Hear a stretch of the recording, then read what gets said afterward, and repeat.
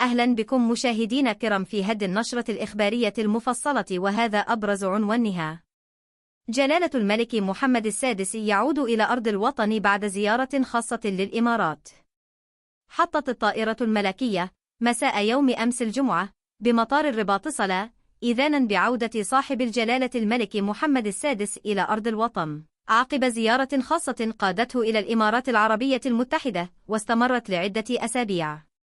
وخلال زيارته للإمارات، عقد جلالة الملك مباحثات رفيعة المستوى مع الشيخ محمد بن زايد آل نهيان، ركزت على تعزيز العلاقات الثنائية بين البلدين، خاصة في المجالات الاقتصادية والسياسية، إضافة إلى التنسيق بشأن عدد من القضايا الإقليمية والدولية ذات الاهتمام المشترك.